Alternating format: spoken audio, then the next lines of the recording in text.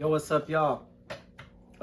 Today I'm going to do a review of a manga that I found out about from Eclectic Collector's YouTube channel called Raw Hero. I'm just going to say Raw Hero is very raw. Stay tuned.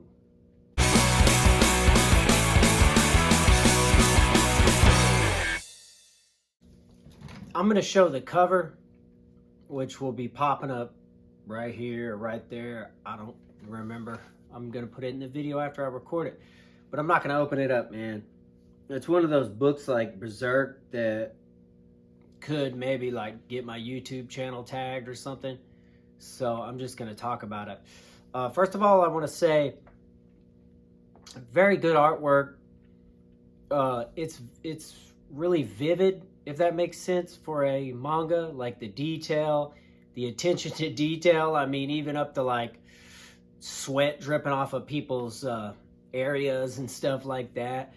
And it's kind of it reminds me of shonen books a lot. Like the shonen protagonist who's like a younger dude, has people he needs to take care of, or like a hero's journey he needs to take. And it starts out like shonen and then goes very lewd and more mature. So I'm going to explain this the best I can. This guy has two little brothers. I can't remember what happened to their parents. They died or something like that. He's supposed to take care of them. They're very poor. He keeps going for job after job interview. Can't get a real job, whatever, to take care of them.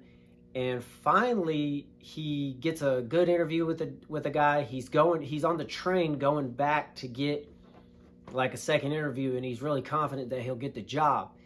But then he sees this old creepy guy groping this chick on the train.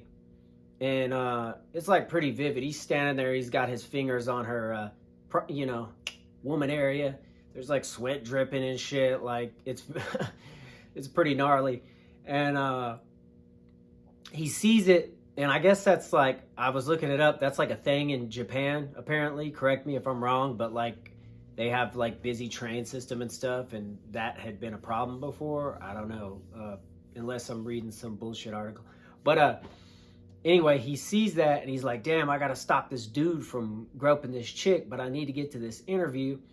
And he's just such a good dude with like a moral, sound sense of justice that he's like, fuck it, I gotta say something. And so he confronts the guy and he's like, yo, you're groping her. And then he's like, hold up, dude. It's not what you think it is. And basically it boils down to that guy has a fetish, and he pays different women to role play with him in scenarios like a chick he's groping on the train. But he's like, man, you got a real strong sense of justice. And he's like, I want to give you a job, because he actually called, the groper dude actually calls the person that's going to interview the main character, because he's going to be late now that he tried to stop him from groping. It doesn't go well. Guy's basically like, fuck you, don't show up for the job interview. So dude's real fucked up. And groper guy's like, I got a secret organization, this hero organization. Here's my card. If you want a real job, you'll make a lot of money, you can take care of your people, call me. And then he's like, nah, fuck that. I don't trust you. You're a groper. This seems like bullshit. I'm not going to do it. Then he goes home, tells his brothers he didn't get the job. He's, sees the disappointment in their faces. He feels like a disappointment. So finally he's like, fuck it, I'm finna do this. He takes the card. He calls the guy. He sets up his first mission. Well, his mission is to infiltrate this like terrorist organization or something like that.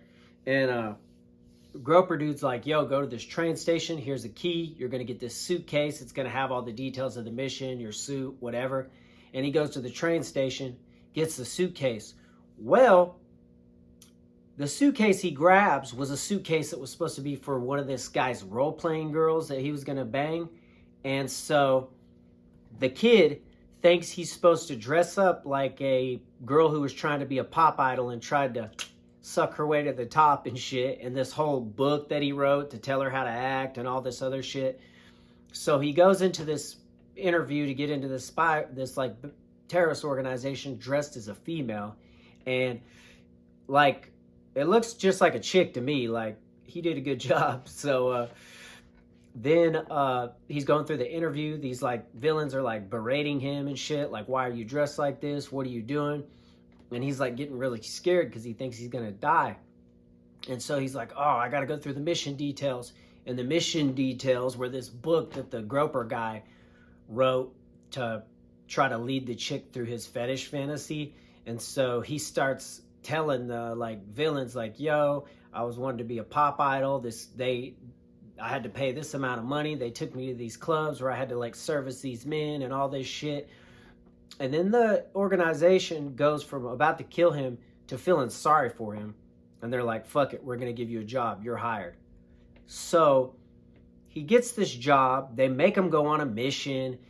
All this crazy shit happens. One dude almost dies. He saves the guy, but he's still dressed like a woman. The book ends there.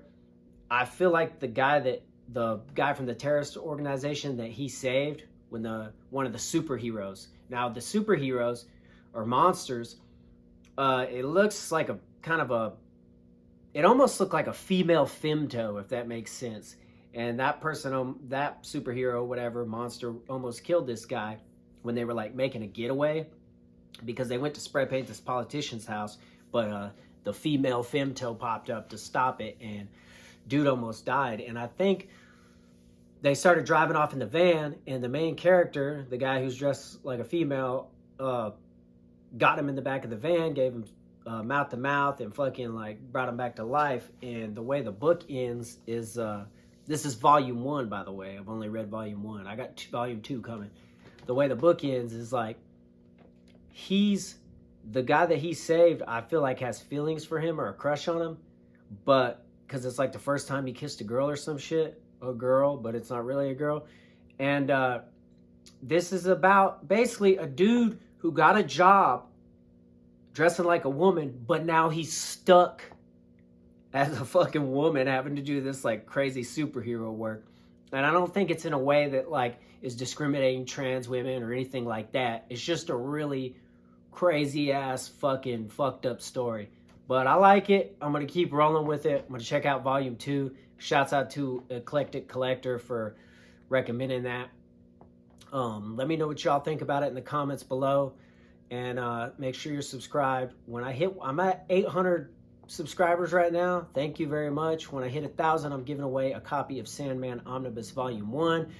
I'm going to try to do 1 to 2 videos a week. Sometimes it might just be 1. I'm getting super busy at the shop and with other things. But as always, I appreciate you guys watching. Much love and respect. Peace.